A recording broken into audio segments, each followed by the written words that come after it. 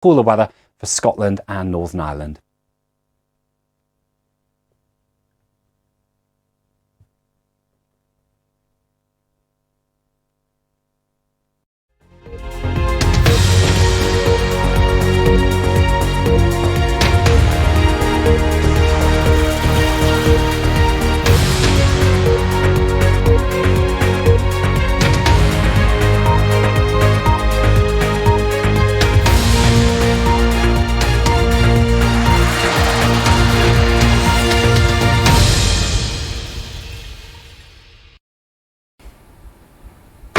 Live from London, this is BBC News. As Israeli airstrikes continue to hit Gaza, Israel's Prime Minister says the offensive will last for many months. Russia carries out more drone attacks on Ukraine, with reports of explosions across the country. And after a day of travel chaos caused by tunnel flooding, Eurostar services resume between London and Paris.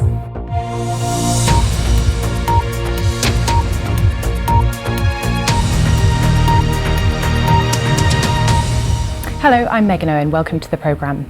Israel's Prime Minister Benjamin Netanyahu is insisting that the war in Gaza will continue until all hostages have been released and Hamas have been dismantled. Residents in Khan Yunis say there's been fierce tank fire and more people have been fleeing to the southern border town of Rafah.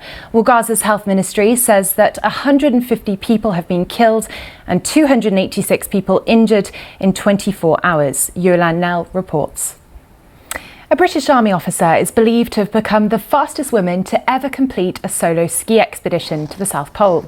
Captain Preet Chandy, or Polar Preet as she's become known, covered the 1,130 kilometres in a record time of just over 31 days. Well, this was her third trip to the Antarctic region and faced temperatures of minus 30 degrees Celsius. And just before we go, here's something you don't see every day. This is the moment a meteor went flying over England in the early hours of Saturday. Footage posted on social media showed what appeared to be a shooting star, which could be seen from locations including Kent, London and Birmingham. Well, that's it from us. Stay with us on BBC News.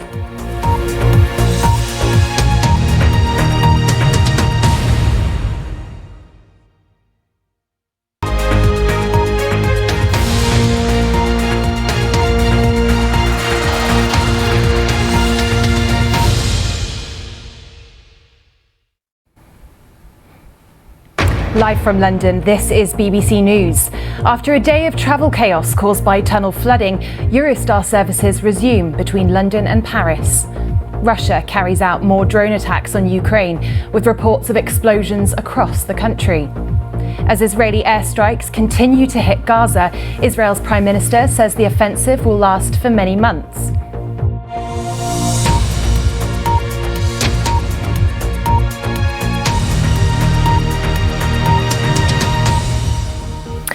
Hello, I'm Meghan Owen. Welcome to BBC News. Well, let's take you straight to New Zealand, where 2024 has just arrived.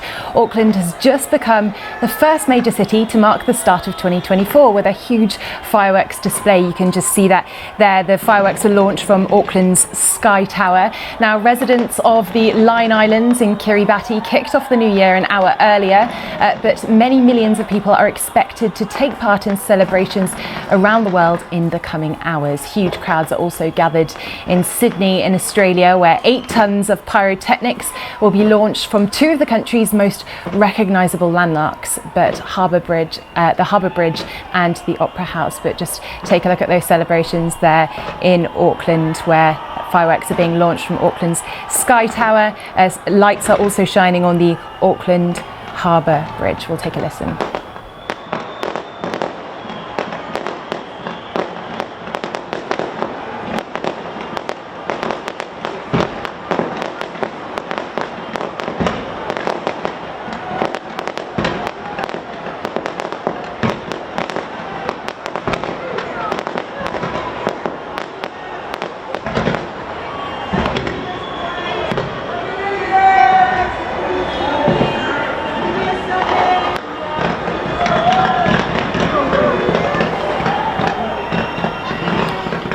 We're watching the fireworks in Auckland, which is the first major international city in the world to bring in 2024 fireworks there being launched from Auckland's Sky Tower.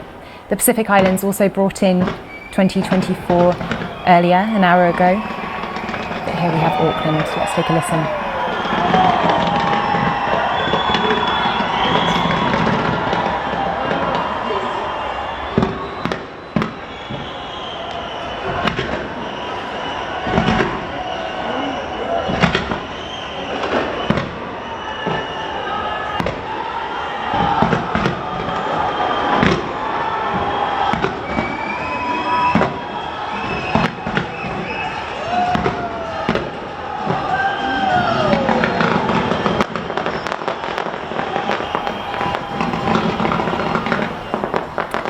We're watching Auckland's Sky Tower, where fireworks are being launched to welcome in 2024, with thousands of people gathered to watch those fireworks. It's the first major international city to welcome in 2024.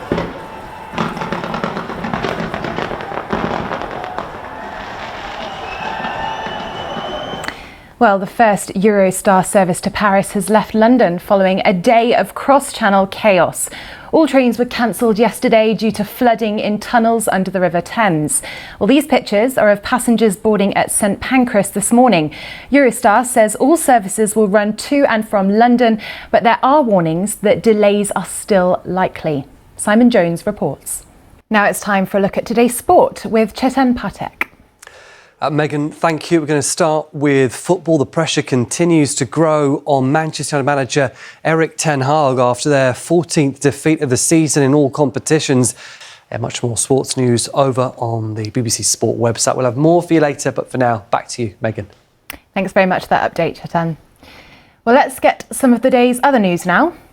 Factory activity in China has shrunk for a third month in a row amid continuing concerns over the health of the world's second largest economy. A key measure showed output slumped even further than in November on weak demand. Venice is to ban loudspeakers and tourist groups of more than 25 people in a bid to ease the impact of mass tourism on the Italian city. Over-tourism is widely recognised as an urgent issue, as it's one of the most visited places in Europe. The new rules will come into effect from June. The actor Tom Wilkinson, who starred in the hit film The Full Monty, has died at the age of 75. He won a BAFTA for that role and also starred in films such as Shakespeare in Love, Michael Clayton and The Best Exotic Marigold Hotel. In total, he received 6 BAFTA nominations and 2 Oscar nominations. UN peacekeepers are due to finish their withdrawal from Mali on Sunday after a long-running mission lasting a decade. It began in 2013 after an armed rebellion, but the mission was asked by the country's ruling military government to leave. Well, our reporter Daniel de Simone explains why the mission is coming to an end. It's been quite the year for Rick, hasn't it? Now, just before we go, here's something you don't see every day. This is the moment a meteor went flying over England in the early hours of Saturday. Footage posted on social media showed what appeared to be a shooting star, which could be seen from locations including Kent, London and Birmingham. Well, that's it from us. Just a reminder that Auckland's become the first major city to welcome in 2024. There will be more coming, of course. That's it from us, but stay with us on BBC News. Thanks for watching.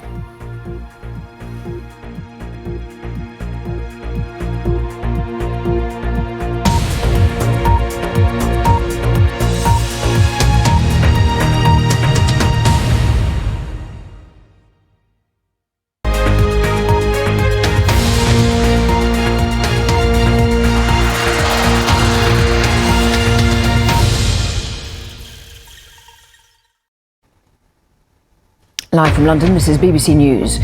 As Israeli airstrikes continue to hit Gaza, Israel's Prime Minister says the offensive will last for many months. After a day of travel chaos caused by tunnel flooding, Eurostar services resume between London and Paris.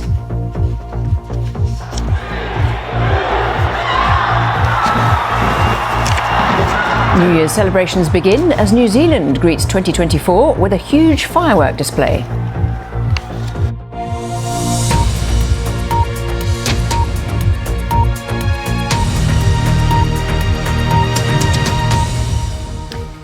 Hello, I'm Lauren Taylor. The US military says its helicopters have destroyed 3 small boats in an attack on a container ship in the southern Red Sea.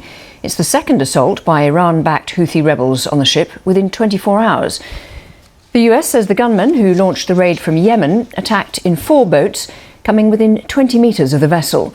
The 4th craft fled the area. The Houthi rebels say their actions are in protest against the Gaza war, where there were more airstrikes by Israel overnight. Israel's Prime Minister, Benjamin Netanyahu, is insisting that the war in Gaza will continue until all hostages have been released and Hamas has been dismantled. Yolande Nell reports. And there'll be similar hopes in Sydney, Australia. People have been gathering at the moment because it's only about half an hour now until their big move into 2024. Crowds at the Harbour Bridge there. That's obviously one of the most recognisable landmarks at the Harbour Bridge. And of course, the Opera House will be where you see those fireworks go from. And in fact, I think it was about 8 tonnes of pyrotechnics will be launched from those landmarks. And several barges and skyscrapers also taking part in the festivities. Do stay with us here on BBC News.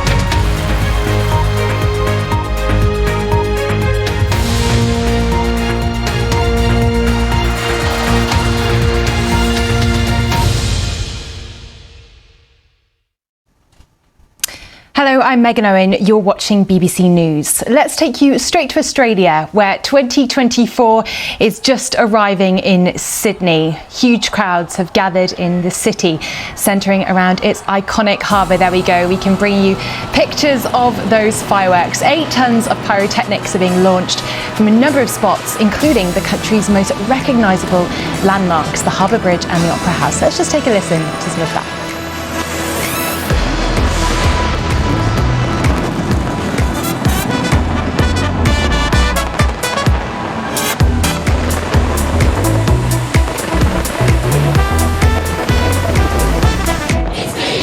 Isn't that spectacular? Now, Sydney Mayor estimates that a crowd of 1 million are watching at the moment. They're watching those fireworks launch from Harbour Bridge and the Opera House. Now, this display has been 15 months in the making. It will last just 12 minutes and it spans 6 kilometres. Now, the midnight display is also set to an original score by the composer The Sweats, and it was created to work as a choreographed dance between fireworks, lighting and projections. We'll just take another listen to some of that music now.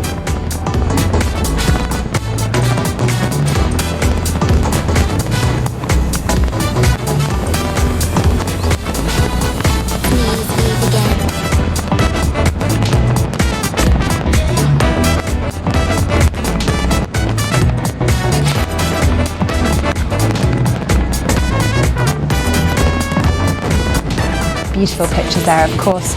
An hour ago, we brought you pictures from Auckland, which was the first major city to welcome 2024. And now we're looking at the scenes in Sydney, which is equally as spectacular, with 1 million people watching fireworks launched from Harbour Bridge and the Opera House. Sydney becomes the latest city to enter 2024.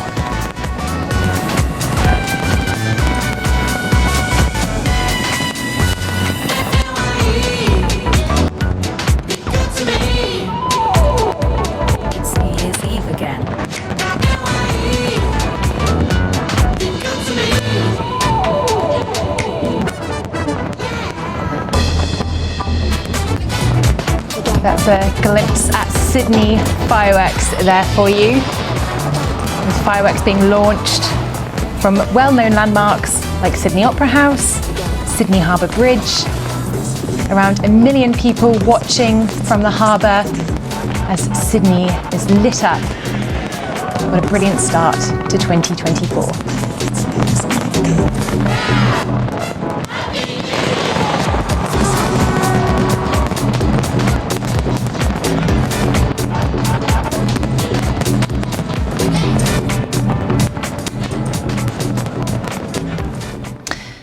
Next, the US military says its helicopters have destroyed 3 small boats in an attack on a container ship in the southern Red Sea. It's the second assault by Iran-backed Houthi rebels on the ship within 24 hours. The US says the gunmen who launched the raid from Yemen attacked in 4 boats, coming within 20 metres of the vessel. The 4th craft fled the area. Now, the Houthi rebels say their actions are in protest against the Gaza war, where there were more airstrikes by Israel overnight. Israel's Prime Minister Benjamin Netanyahu is insisting that the war in Gaza will continue until all hostages have been released and Hamas has been dismantled. Yolande Nell reports. Now it's time for a look at today's sport. Here's Sarah. Thank you very much, Megan. Good afternoon. The pressure continues to grow on Manchester United, doesn't it? And that man there, Erik ten Hag. Well, that is all the sport for now. Remember, you can stay right up to date with whatever is happening around the world using the BBC Sport website and app. But that is it for me for the moment. Thanks so much, Sarah. The UN says around 300 people die every year from lightning strikes in Bangladesh. That's in comparison to fewer than 20 people annually in the US, which is almost double the population. Lightning is now considered a natural disaster in the country alongside cyclones, floods and earthquakes. Officials say climate change is leading to an increase in extreme storms, driving up the number of lightning strikes. Our correspondent Regini Vaidyanathan reports from Bangladesh. Some spectacular fireworks there in Sydney. We're very much looking forward to celebrations here in London as well. Thanks for staying with us. This is BBC News.